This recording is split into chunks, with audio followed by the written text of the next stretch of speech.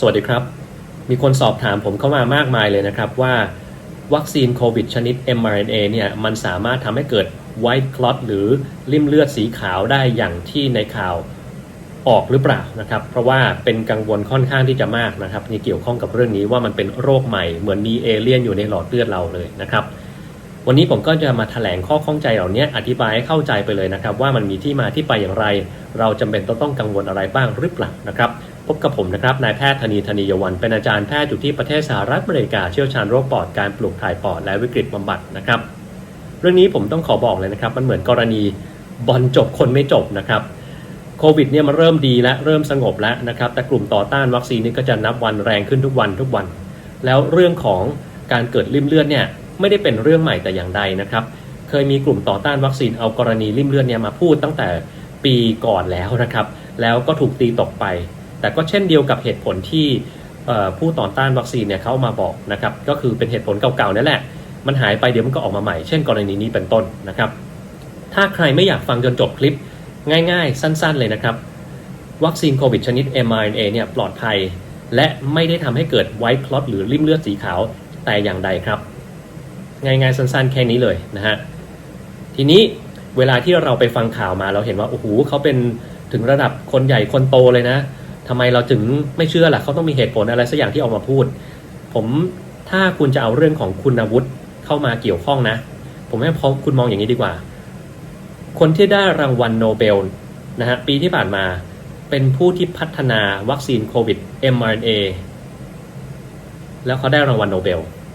ถามว่าคนไทยที่ยิ่งใหญ่ขนาดได้รางวัลโนเบลหรือถูกเสนอชื่อเพื่อรับรางวัลโนเบลคือใครผมยังไม่รู้เลยครับมันไม่น่าจะมีถูกไหมครับหรือเราเคยได้ยินอย่างนั้นผมคนหนึ่งแหละที่ไม่เคยได้ยินถ้าเกิดคุณจะเอาคุณสมบัติของคนพูดนะคุณก็ต้องเอาแบบนี้แต่ถ้าเกิดว่าเราไม่เอาคุณสมบัติของคุณพูดเราต้องดูกันที่หลักฐานว่าเหตุใดเราจึงเอาคำกล่าวนั้นมากล่าวมันมีหลักฐานอะไรสนับสนุนบ้างนะครับถ้าเราดูหลักฐานสนับสนุนไม่เป็นเราก็ต้องรอผู้เชี่ยวชาญเช่นจาก CDC WHO ถ้ามันมีหลักฐานจริงจังขนาดนั้นอันเนี้ยเขาต้องออกมาพูดแล้วครับออกมาพูดแบบชัดเจนแล้วแต่นี่เงียบไม่ได้พูดอะไรเลยนะฮะถูกไหมครับโอเคถ้าเกิดใครอยากจะฟังเหตุผลที่มาที่ไปของเรื่องนี้ผมก็จะเล่าให้ฟังต่อไปนี้เลยนะครับในข่าวเนี่ยก็ได้มีการอ้างคลิปวิดีโอ2คลิปของจอห์นแคมเปิลนะครับซึ่งเป็นยูทูบเบอร์ชาวอังกฤษเป็นพยาบาลนะครับแต่เขาจะเรียกตัวเองว่าดร.จอห์นแคมเปิลเพราะว่าเขาไปศึกษาปริญญาเอกมานะครับแล้วก็ไม่ได้ปริญญาเอกทางด้านของแพทย์หรือทางพวกนี้เลยนะครับไม่ได้เกี่ยวข้องกับสุขภาพนะฮะเวลาเราจบปริญญาเอกเราจะเรียกคนนี้ว่าด็อกเตอร์อะไรใช่ไหมครับ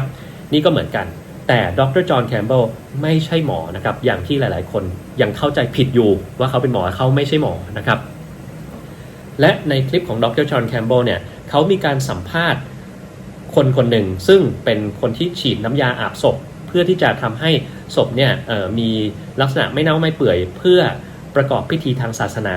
ไม่ว่าจะเอาไปฝังหรือจะเอาไปเผาก็แล้วแต่นะครับแล้วในการสัมภาษณ์ทั้ง2คลิปคนนี้ที่ฉีดน้ำยาอาบศพเนี่ยเขาบอกว่าเขาเริ่มเจอว่าเวลาเจาะเลือดออกมาจากคนที่เสียชีวิตไปเนี่ยมันเจอเป็นริ่มเลือดยาวๆสีขาวเหนียวเหมือนยางเลยนะครับลักษณะของมันเนี่ยก็จะคล้ายกับหลอดเลือดที่เราดึงออกมานะครับเหมือนที่ในข่าวที่ไทยจะบอกว่าลักษณะเหมือนเอเลี่ยนเหมือนมีปลาหมึกมีตัวประหลาดอยู่ในหลอดเลือดนะครับคือเขาก็จะบรรยายว่าไอ้สีขาวๆเนี่ยลักษณะมันเหมือนหลอดเลือดเลยหลอดเลือดมันมีกี่กิ่งกี่ก้านมันก็ดึงออกมาเนี่ยลักษณะมันเหมือนมันแยงเข้าไปทุกก้านของหลอดเลือดเลยนะครับลักษณะแบบนั้นนะดร.จอห์นแคมเปิลเนี่ยพยายามจะถามว่าคุณเจออันเนี้ยเพิ่มมากขึ้นหลังจากที่เริ่มมีการฉีดวัคซีนหรือเปล่านะครับเขาก็บอกว่ามันน่าจะใช่นะทีนี้ผ่านมาเขาบอกว่าจนปัจจุบันเนี้ยก็ยังเจอไอ้แบบนี้อยู่ดีแล้วคนนี้ก็บอกว่าเนี่ยเกือบ 50% ของเคสที่เขาทำการฉีดน้ำยาอาบศพนะจะเจอแบบนี้ซึ่งเขาก็ไปถามเพื่อนๆเขาที่ทำการฉีดน้ำยาอาบศพเหมือนกันเขาบอกว่าภาวะนี้มันก็เจอบ่อยขึ้นในตอนนี้นะฮะแล้วก็มีเคสหนึ่งที่เขายกตัวอย่างมาก็คือกรณีที่ดูดเอามาจากหลอดเลือดมีรูปให้ดูนะครับว่ามันลักษณะมันเหมือนหนังยางสีขาวๆนะฮะก็มีรูปภาพมีคลิปให้ดูมีกรณีหนึ่งด้วยคือเป็นคนไข้ที่มีน้ำอยู่รอบตับอ่อนแล้วโดนเจาะเอาน้ำออกมาปรากฏว่าในน้ำที่มันไหลออกมาเนี่ยก็มีไอ้ริ่มสีขาวๆเนี่ยออกมาด้วย นะครับและนี่คือวิดีโอคลิปทั้งหมดไม่ได้มีแหล่งอ้างอิงอะไรเลยรูปภาพพวกนี้มาจากไหนของใครเป็นเคสอะไรไม่ได้บอกไว้นะครับแล้วก็ที่บอกว่า50% ของกรณีที่เขาทำการฉีดน้ำยาอาบศพเนี่ยเจอไอ้พวกนี้ตัวเลข 50% นี้ก็มาจากไหนก็ไม่รู้นะครับไม่ได้มีแหล่งอ้างอิงทางวิทยาศาสตร์หรือหลักฐานทางวิทยาศาสตร์แต่อย่างใดทั้งหมดนี้คือเป็นการสัมภาษณ์พูดกัน2คนไม่มีอะไรเป็นหลักเป็นฐานเลยสักอย่างเดียวนะครับนอกเหนือจากนี้คือดร.จอห์นแคมเบลเนี่ยเขาพยายามที่จะบอกว่าพยายามจะพูดเลยว่าหลังจากที่มีวัคซีนโควิดขึ้นมาบนโลกนี้คุณเจอแบบนี้เพิ่มขึ้นใช่ไหมแต่เขาไม่พูดเลยนะครับว่าแล้วสาเหตุที่ทำให้เกิดไวท์คลอตเนี่ยมันมีอะไรบ้างนอกเหนือจากโควิดวัคซีนคือพุ่งไปตัดโควิดวัคซีนอย่างเดียวแต่สาเหตุอื่นที่ทำให้เกิดไวท์คลอตก็ไม่ได้พูดไว้นะครับเนี่ยต้นเรื่องคืออย่างนี้นะครับทีนี้พอเราเอาวิดีโอที่มันไม่มีหลักฐานทางวิทยาการอะไรเอามาอ้างเราจะเชื่อมันได้ยังไงครับเราเชื่อไม่ได้ครับหลักฐานแบบนี้เนี่ยถ้าเกิดคุณเอางานที่เป็นถ้าคุณจะเขียนงานวิจัยแล้วไปส่งให้วารสารใหญ่ๆเขาตีพิมพ์นะแล้วคุณอ้างอิงคลิปวิดีโอ2คลิปวิดีโอนี้แล้วบอกว่าวัคซีนโควิดเนี่ยมันทำให้เกิดปัญหางานวิจัยคุณไม่ได้ตีพิมพ์แน่นอนครับผมการันตีเลยนะครับเพราะมันไม่สามารถใช้เป็นเหตุผลในการอ้างอิงได้และมันมีที่คนไทยเอาไปใส่ไข่มากกว่านั้นอีกคือของจอห์นแคมเบลว่าเขาพยายามจะโน้มน้าวว่าเนี่ยเจอหลังการที่มีการฉีดวัคซีนเพิ่มขึ้นนะพยายามจะโน้มน้าวว่ามันมีเรื่องเกี่ยวข้องกับวัคซีนแต่เขายังไม่ได้พูดว่าเป็นจากวัคซีนตรงๆแต่คนไทยเนี่ยที่เอามาตีข่าวเนี่ยพูดว่าโควิดวัคซีนชนิด mRNA ทำให้เกิดไวท์คลอตซึ่งถือเป็นโรคอุบัติใหม่โรคใหม่เราไม่เคยเจอมาก่อนคือใส่ไข่ซะจนเวอร์เป็น2เท่าเลยนะครับนะมันก็เลยเป็นปัญหาทีนี้เราลองดูกันอย่างไม่อคติสิว่ามันยังไงคลิปวิดีโอนี้นะครับมีจุดบกพร่องหลายจุดมากจุดแรกไม่มีแหล่งอ้างอิงใดๆทั้งสิ้นรูปภาพมาจากไหนเป็นเคสอะไรเราไม่รู้แล้วคนที่ตายแล้วมีริ่มเลือดสีขาวๆออกมาเนี่ยตายเพราะอะไรไม่มีใครรู้ไม่ได้บอกไว้อย่างน้อยๆผมก็สามารถบอกได้แล้วว่าการที่มีไวท์คลอตเนี่ยมันเกิดได้หลายสาเหตุเช่นถ้าเกิดว่าคนไหนที่มีโรคหลอดเลือดแดงแข็งหรือที่เราเรียกว่า atherosclerosis นะครับสามารถที่จะมีไอไวท์คลอตเนี่ยอยู่ในร่างกายได้นะคนไหนที่จะมีเส้นเลือดแดงแข็งบ้างก็ยกตัวอย่างเช่นคนที่มีความดันโลหิตสูงมีเบาหวานสูบบุหรี่นะฮะมีไขมันสูงพวกนี้ก็จะมีไวท์คลอตในร่างกายได้นี่คือสาเหตุหนึ่งนะที่มันเกิดได้สาเหตุที่2เป็นโควิดครับเป็นโควิดแล้วเสียชีวิตเรารู้อยู่แล้วว่ามันสามารถทำให้เกิดคลอตหรือริ่มเลือดต่างๆในบริเวณร่างกายของเราได้แล้วจริงๆแล้วเนี่ยเคสแรกที่เป็นโควิดในโรงพยาบาลของผมก็มาด้วยอาการสมองขาดเลือดแล้วไปดูดเอาริ่มเลือดออกมาจากสมองเพราะว่ามันเป็นสีขาวยาวๆเลยทั้งอันเลยนะครับแต่มันเกิดจากโควิดครับเพราะตอนนั้นยังไม่มีวัคซีนโควิดบนโลกนี้แล้วกรณีต่างๆที่ผมพาไปเมื่อกี้เช่นบุหรี่นะครับไขมันสูงเบาหวานอะไรพวกนี้ความดันสูงทำให้เกิดหลอดเลือดแข็งมันก็ทำให้เกิดไวท์คลอตได้โดยที่ไม่เกี่ยวข้องอะไรกับวัคซีนหรือโรคอะไรแต่อย่างใดแค่ไอตัวมันเองเนี่ยก็ทำให้เป็นได้แล้วครับหรือกรณีที่3ที่เกิดขึ้นได้ก็คือตายไปแล้วเวลาเราตายไปแล้วเนี่ยร่างกายเราเลือดมันจะแข็งตัวมันสามารถเกิดไอคลอตตรงนี้หลังจากตายได้เราเรียกว่า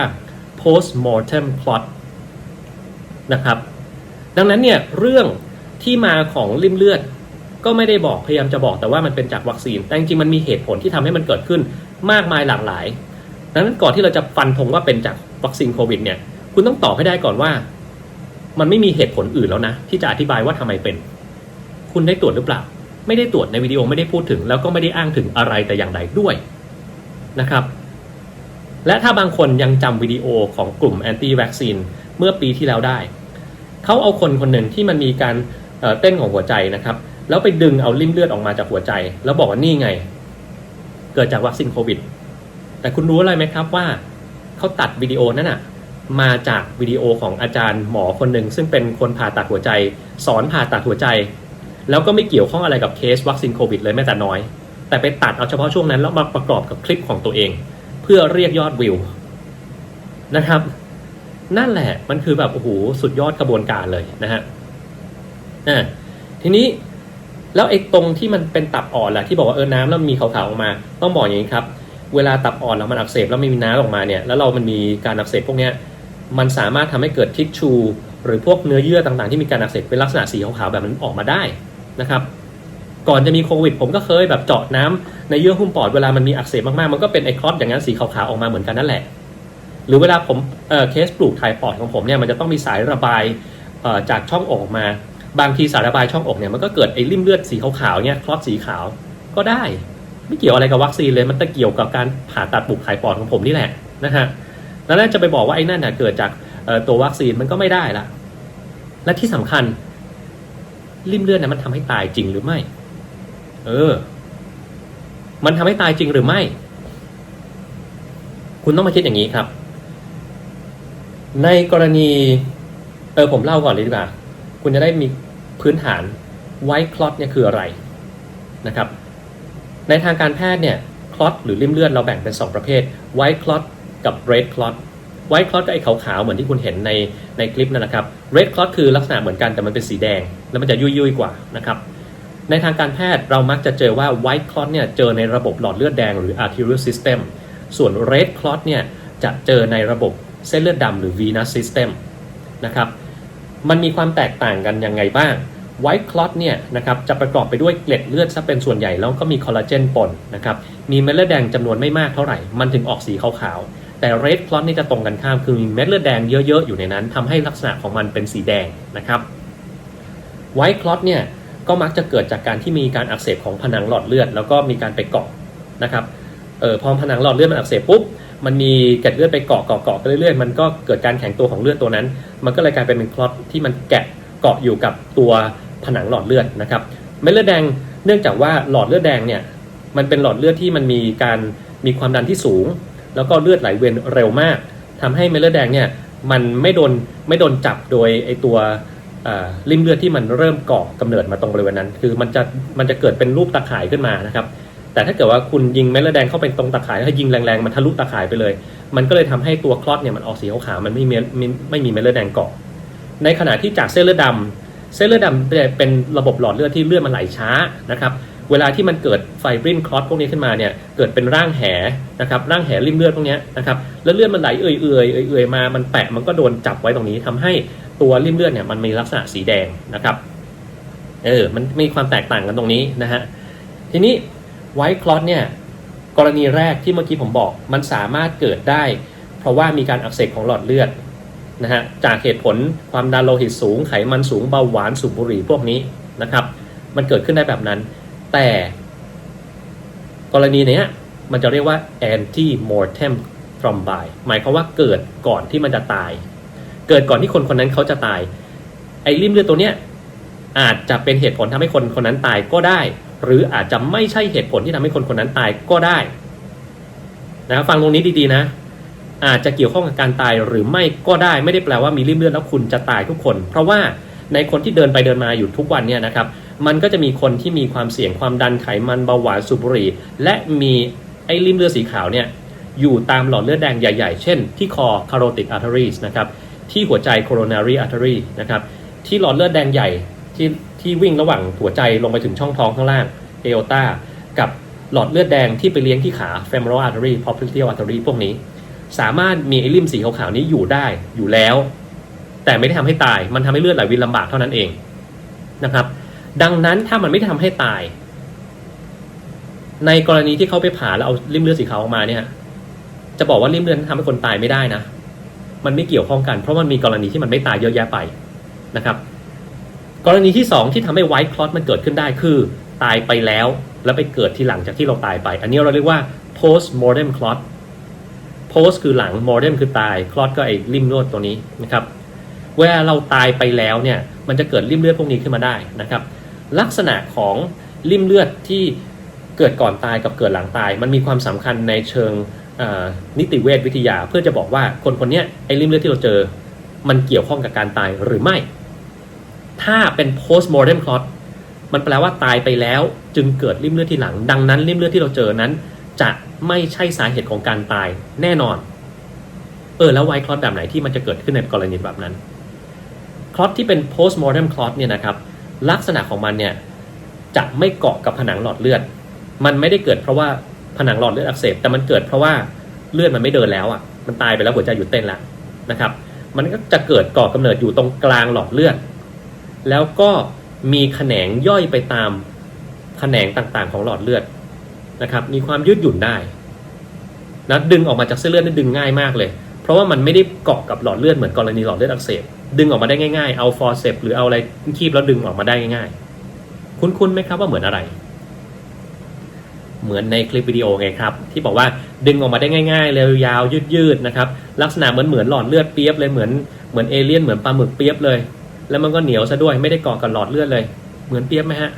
เหมือนดังนั้นเนี่ยในกรณีที่เอาคลิปออกมาแล้วบอกว่าไอ้ริ่มเลือดเนี่ยมันทำให้ตายก็ไม่ได้หรอกครับเพราะว่ามันอาจจะเป็นริ่มเลือดที่เกิดหลังตายก็ได้เพราะว่าลักษณะที่คุณบรรยายแล้วถ่ายรูปมาถ่ายวิดีโอมาเนี่ยมันเหมือนกับริ่มเลือดที่เกิดหลังตายเลยนะครับและแน่นอนว่าผมก็พิสูจน์ตรงนี้ไม่ได้แหละนะเนื่องจากว่าการจะพิสูจน์ได้เนี่ยบางทีเราต้องมาส่องกล้องจุลทรรศน์ดูลักษณะพิเศษของมันว่ามันเป็นแบบริ่มเลือดที่เกิดจากการตายไปแล้วหรือมันเกิดก่อนตายถ้ามันเกิดก่อนตายแล้วมันเพียงพอที่จะสามารถอธิบายว่าคนนี้ตายเพราะริ่มเลือดได้แค่ไหนเพราะว่าในคนทั่วไปก็มีริ่มเลือดแบบนี้ได้อยู่แล้วมันไม่ตายนะครับอย่างเช่นเส้นเลือดแดงใหญ่ที่คอเนี่ยที่เขาดึงออกมาในรูปภาพนะครับเราจะเห็นว่ามีลักษณะของริ่มเลือดสีขาวที่มันใหญ่มากเลยผมบอกอย่างนี้ครับปกติเนี่ยริ่มเลือดสีขาวในคอตรงนี้บางคนเจอทำให้หลอดเลือดตัน 99% ก็ไม่ตายก็ไม่มีปัญหาแต่มันต้องไปผ่าตัดนะครับแต่มันต้องไปผ่าตัดโดยทั่วไปเนี่ยตรงนี้โน่น 70-80% เราถึงจะเริ่มรู้สึกว่าน่าจะต้องไปผ่าตัดมาแล้วล่ะนะครับถ้าไอ้ริ่มเลือดสีขาวเนี่ยมันอุดตัน 50% เราไม่ต้องผ่าครับเพราะว่าเรารู้ว่ามันผ่าไปก็ไม่ได้ช่วยอะไรผ่าไปเนี่ยมีแต่ปัญหาซะด้วยซ้ำไปนะครับแล้วก็ไม่ได้ทำให้คนตายแต่อย่างใดเขาได้อธิบายไว้ตรงนี้หรือเปล่าเปล่าไม่ได้พูดอะไรเลยนะครับดังนั้นแล้วเนี่ยมันมีช่องโหว่เยอะข้อแรกไม่มีหลักฐานอะไรใดทั้งสิ้นในการสนับสนุนเป็นเพียงแค่การพูดของคน2คนเท่านั้นเองนะครับคุณสมบัติของคน2คนนี้เพียงพอในการที่จะมาบอกเรื่องนี้หรือเปล่ามันอาจจะไม่เพียงพอแต่ถ้าเกิดว่าเรื่องที่เขาพูดมันมีหลักฐานเหตุผลเพียงพอมันก็ใช้ได้แต่มันไม่มีนี่สินะครับอันที่3หละหลวมมากเลยคือเราไม่รู้ที่มาของรูปภาพที่เอามาจากใครเป็นเคสอะไรตายด้วยโรคอะไรตายด้วยโรคนั้นจริงหรือเปล่าแล้วไอ้ไวท์คลอตเนี่ยมันเป็นไวท์คลอตที่เกิดก่อนหรือเกิดหลังการตายถ้ามันเกิดหลังการตายไม่เกี่ยวข้องกับกรณีนี้ถ้ามันเกิดก่อนการตายมันใหญ่แค่ไหนนะครับเพราะว่าปกติคลอตใหญ่ขนาดนี้ก็ไม่ได้ทำให้คนตายได้อยู่ดีนะต่อให้เส้นเลือดแดงใหญ่ตรงนี้ตันไปทั้ง1ข้างมันก็มีอีกข้างหนึ่งมันก็ไม่ตายอยู่ดีนะครับหรือมันตันทั้ง2ข้างบางทีเราก็มีเส้นเลือดที่มันแยกย่อยเราเรียกว่า collateral arteries นะครับก็สามารถไปเลี้ยงสมองก็ไม่ตายอยู่ดีนะเขายังไม่สามารถตอบตรงนี้ได้ดังนั้นเราก็บอกไม่ได้ว่าเฮ้ยมันใช่หรือมันไม่ใช่ถูกไหมครับว่าเกี่ยวข้องกับกรณีแบบนี้นะส่วนในคลอตที่มันออกมาจากตับอ่อนที่เขาเจาะมาก็เป็นเรื่องปกติที่เราเจอได้ผมไม่ได้รู้สึกแปลกใจแต่อย่างใดนะฮะในข่าวพูดว่าเราไม่เคยเห็นมาก่อนเลยกรณีนี้เป็นกรณีใหม่ผมก็บอกว่าถ้าเช่นนั้นเนี่ยผู้พูดเนี่ยอาจจะหลับในช่วงคาบวิชาเรียนเรื่องของคลอตซึ่งผมรู้จักไวท์คลอตกับเรดคลอตมาตั้งนานแล้วนะครับตั้งแต่สมัยผมเรียนนิสิตแพทย์แล้วผมก็รู้จักคำว่าไวท์คลอตแล้วนะครับนะดังนั้นนิสิตนักเรียนแพทย์ก็รู้กันอยู่แล้วว่ามันมีอย่างนี้จริงๆถ้าเกิดว่าคนที่บอกว่าไม่เคยเห็นมาก่อนเลยไวท์คลอตใหญ่ขนาดนี้อันนี้ก็แปลว่าเราอาจจะลืมไปก่อนนั้นต้องไปอ่านหนังสือทบทวนอาจจะทราบได้บ้างว่ามันมีอยู่แล้วแล้วก็ความเสี่ยงมันก็มีชัดเจนนะครับเป็นพวก atherosclerosis หลอดเลือดแดงแข็งพวกนี้ก็ทำให้เป็นไวท์คลอตพวกนั้นเกิดมาตรงไหนก็ได้นั่นเองนะครับนี่คือข้อบกพร่องข้อที่2ของงานอันนี้เลยนะคืออธิบายได้ไม่ชัดเจนว่าทำไมจึงเป็นเช่นนั้นและที่3พยายามตีไปว่ามันเกี่ยวข้องกับวัคซีนโควิดเดี๋ยวคุณถอยมาก่อนนะครับเคสที่ตายทั้งหมดเนี่ยเขาตายเพราะอะไรเนี่ยคุณก็ไม่ได้แจ้งไว้แล้วคุณจะรู้ได้ยังไงมันเกี่ยวอะไรกับวัคซีนแล้วการที่เกี่ยวข้องกับวัคซีนคุณต้องเข้าใจการทำงานของวัคซีนก่อนนะฮะวัคซีนเนี่ยมันทำให้เกิดการอักเสบของร่างกายได้ก็จริงแต่ส่วนใหญ่มันจะอยู่ในเวลา 1-2 อาทิตย์เท่านั้นแล้วมันจะมีแค่นี้ครับสำหรับคนที่บอกว่าฉีดวัคซีนแล้วโปรตีนหนามันไปทั่วร่างกายในครั้งแรกต้องบอกอย่างนี้ก่อนกว่า 90% มันจะอยู่ที่บริเวณที่ฉีดก็คือกล้ามเนื้อที่แขนมันอาจจะมีเปอร์เซ็นต์ที่เหลือที่กระจายไปทั่วร่างกายในการฉีดครั้งที่1แต่ถ้าเกิดคุณฉีดครั้งที่2 3 4 5ไปเรื่อยๆสิ่งที่เกิดขึ้นนะครับคือร่างกายเราจะมีภูมิต้านทานต่อไอ้สไปค์โปรตีนตัวนี้ดีมากๆทำให้เวลาที่คุณฉีดเสร็จปุ๊บเข็มที่2 3 4 5 6นะครับมันจะโดนกำจัดไปตั้งแต่ตรงนี้เลยแล้วก็จะไม่มีเหลือเข้าไปในกระแสเลือดแต่อย่างใดตรงนี้ถ้าใครไม่เชื่อผมสามารถไปค้นหางานใน pubmed.gov ได้ด้วยตัวเองมันมีงานนี้ออกมาเรียบร้อยแล้วนะครับมันมีงานนี้ออกมาเรียบร้อยแล้วคงไม่ได้ยากเกินไปสำหรับคนที่ต้องการที่จะมาเถียงผมนะ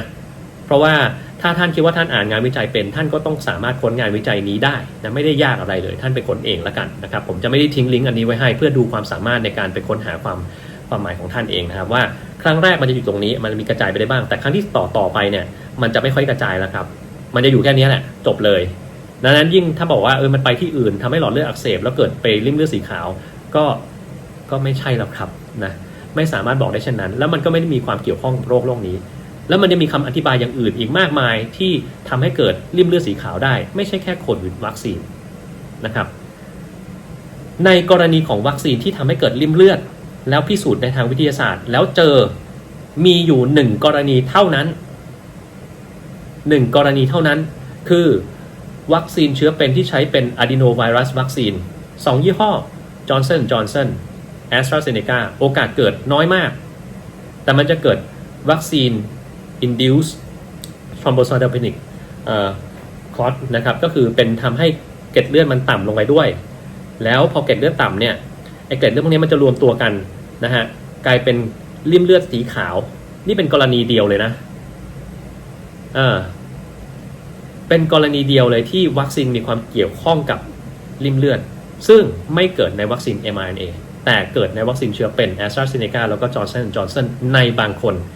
ในระยะเวลา 4-6 อาทิตย์แรกเท่านั้นไม่ได้เกิดหลังจากนั้นเท่าไหร่แล้วนะครับถ้ามันเกิดหลังจากนั้นไม่เกี่ยวข้องกันแล้วครับนะฮะอันนี้เป็นที่พิสูจน์แล้วนะดังนั้นเนี่ยถ้าคุณฟังมาจนจบแล้วเนี่ยนะครับผมบอกได้เลยครับว่ากรณีนี้ไม่มีอะไรต้องน่าห่วงเลยนะครับแล้วถ้าต่อไป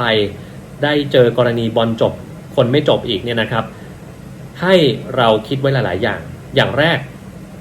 นะครับอย่าใช้ความกลัวเป็นที่ตั้งอย่าใช้ว่าคนที่พูดเนี่ยเขามีเครดิตดีมีคุณวุฒิสูงแค่ไหนอย่าใช้ตรงนั้นนะครับให้เรามองที่หลักฐานเป็นหลักว่าเขาใช้หลักฐานอะไรน่าเชื่อถือเพียงใดมีงานวิจัยประกอบไหมนะครับเดี๋ยวนี้หลักฐานต้องมีงานวิจัยนะครับไม่ใช่พูดขึ้นมาลอยๆแล้วใครจะเชื่อนะครับไม่งั้นทั้งโลกก็โดนหลอกกันหมดถูกไหมครับแล้วจะอ้างว่ามันไม่มีงานวิจัยเพราะว่าโรคมันใหม่ก็ไม่ได้แล้วครับเพราะว่าที่ผ่านมา4ปี5ปีเนี่ยนะครับมันมีงานวิจัยออกมาโอ้โหมหาศาลมากมายเลยถ้าเกิดคุณจะค้นเนี่ยคุณก็ค้นได้เป็นวันเลยนะครับมันมีงานวิจัยแล้วครับต้องไปอ่านเอาเท่านั้นเองสงสัยอะไรก็หาอ่านถ้าอ่านไม่เป็นหรือหาไม่เจอหาไม่ได้แล้วอยากจะฟังใครนะครับฟังองค์กรระดับโลกเช่น CDC WHO ครับถ้ามันมีปัญหาจริงๆองค์กรเนี่ยเขามาพูดก่อนแล้วครับแล้วองค์กรเนี่ยถามว่ามันจะดีกว่าคนเดียวยังไงถ้าคุณมีศาสตราจารย์คนหนึ่งนะครับกับศาสตราจารย์ 1,000 คนคุณจะเชื่อใครความเก่งของคนแค่คนเดียวกับความเก่งของคน 1,000 คนซึ่งมันอยู่ใน CDC WHO เนี่ยคุณก็ต้องเชื่อหน่วยงานซึ่งมีผู้เชี่ยวชาญที่เยอะกว่าเป็นผู้เชี่ยวชาญระดับโลกระดับเดียวกันกับศาสตราจารย์คนใดคนหนึ่งเท่านั้นเองนะครับเราต้องเชื่อระดับนั้นถ้าเกิดคุณจะเชื่อคนต่อคนคุณต้องลองดูสิศาสตราจารย์คนนี้ได้รางวัลโนเบลในสาขาวัคซีนmRNAของโควิดแต่อีกคนหนึ่งไม่ได้คุณจะเชื่อใครถ้าความเก่งถูกไหมครับแต่ว่าผมก็รู้แหละว่าถ้ากลุ่มต่อต้านวัคซีนเขาต้องแถไปได้ว่าก็เพราะเนี่ยเขาได้รางวัลโนเบลก็จะมาพูดไม่ดีกับมันไม่ได้หรอกนะครับแต่พวกนี้ก็ได้แค่แถไปเรื่อยนะครับคือแถยังไงมันก็ลำบากเนาะคือไม่มีเหตุผลสนับสนุนพวกนี้เวลาที่ไปถ้าทำอะไรมาแล้วไปให้ปากคำกับตำรวจก็คงจะไม่รอดนะครับมันน่าจะลำบากนะตำรวจท่านก็คงไม่เชื่อนะครับดังนั้นอันแรกนะครับการเอาคลิปวิดีโอของจอห์นแคมเบลซึ่งเป็นพยาบาลแล้วก็ไม่มีเหตุผลอะไรในคลิปนั้นเลยมาอ้างเนี่ยมันอ้างไม่ได้อยู่แล้วครับแล้วมันก็ไม่เกี่ยวข้องกับวัคซีนmRNA โควิดแต่อย่างใดเหตุผลที่เอา2อันนี้มาอ้างแล้วก็เป็น ขึ้นมาเป็นตุเป็นตาเป็นเรื่องเลยเนี่ยผมก็ไม่ทราบเหมือนกันนะครับเพราะว่าถ้าเราเป็นคนที่อ่านงานวิจัยขาดนะครับเชี่ยวชาญทางด้านงานวิจัยนะครับทำงานวิจัยมาตลอดทั้งชีวิตแค่เราดูคลิป2คลิปนี้เราบอกได้ชัดเจนนะครับว่าไม่สามารถเอามาอ้างอิงได้และถ้าฟังเข้าไปแล้วจริงๆไม่มีหลักฐานอะไรที่ทำให้เราพูดได้เลยเราเอามาพูดเนี่ยเราเสียชื่อเสียงเปล่าๆนะครับว่าถ้าเราเป็นระดับนักวิจัยระดับโลกแล้วเนี่ยหรือระดับประเทศเนี่ยแล้วเราเอาตัวนี้มาเป็นหลักฐานในการยืนยันสิ่งที่เราคิดนะคุณเสียชื่อเสียงมากๆเลยอะอยู่สถาบันไหนสถาบันนั้นก็เสียชื่อเสียงนะครับคือจะเอาออกมาพูดผมก็ไม่รู้เหมือนกันว่าทำไมนะคือถ้าเราอ่านงานวิจัยเป็นมันก็ไม่ควรเอาอันนี้มาอ้างหรือถ้าเราลืมอ่านก็ไม่ควรจะรีบออกมาพูดเพราะว่าเราควรจะอ่านก่อนที่เราจะพูดอะไรที่มันตรงข้ามกับความเป็นจริงหรืออย่างน้อยๆถ้ามีอะไรที่มันน่ากังวลมากๆเราควรจะหาหลักฐานที่มันเพียบพร้อมก่อนนะให้มันไม่มีช่องโหว่แล้วจึงออกมาพูดไม่ใช่แบบฟังปุ๊บใครก็ไม่รู้แหละเราชอบคนนี้มันพูดถูกใจเราเอามาพูดต่อเลยกันนี้ก็ไม่ได้นะครับถูกไหมฮะหรือกรณีที่3ซึ่งผมหวังว่าคงจะไม่ใช่นะผมก็กลัวกรณีนี้มากที่สุดเพราะว่ามันจะซ้ำรอยคนต่อต้านวัคซีนที่ต่างประเทศมากเลยคือที่ต่างประเทศเนี่ยมันเป็นธุรกิจต่อต้านวัคซีนนะฮะถ้าใครต่อต้านวัคซีนเนี่ยมันก็จะมีการฟ้องร้องเรื่องนั้นเรื่องนี้เปลี่ยนไปเรื่อยๆแล้วพวกเนี้ยก็จะมีแสงในตัวเองเยอะนะครับแล้วก็จะได้เงินสนับสนุนงานที่เขาทำอยู่คืองานไปฟ้องร้องงานไปแรลลี่เกี่ยวข้องกับเรื่องวัคซีนเรื่องอะไรพวกนี้นะครับเขาจะได้เงินเดือนแบบมหาศาลมากมายผมหวังว่าคงจะไม่ใช่กรณีนี้นะที่ทำให้เกิดข่าวเช่นนี้ออกมาได้นะครับแต่ว่าทำไมถึงเป็นเช่นนั้นผมก็ไม่ทราบเหมือนกันนะครับไม่สามารถตัดสินใครได้นะครับเรื่องพวกนี้ก็ต้องให้สังคมเป็นคนตัดสินเองนะครับฟังใครก็คิดดีๆแล้วกันนะครับพิจารณาตามที่ผมว่าเมื่อกี้นะครับอย่าไปฟังเพราะความกลัวอย่าไปเชื่อเพราะว่าการที่เขาเป็นคนที่มีความสำคัญมีความเก่งแต่ให้ดูที่หลักฐานนะครับดูด้วยตนเองถ้าดูไม่เป็นรอหน่วยงานที่เป็นผู้เชี่ยวชาญระดับสูงเป็นคนออกมาพูดอย่างเป็นทางการแล้วถึงจะเชื่อนะครับนอกนั้นอย่าไปเชื่ออะไรง่ายๆนะครับโอเคผมฝากไว้เท่านี้นะครับถ้าเกิดคนไหนมีอะไรสงสัยก็สอบถามมาแล้วกันนะครับขอบคุณมากครับสวัสดีครับ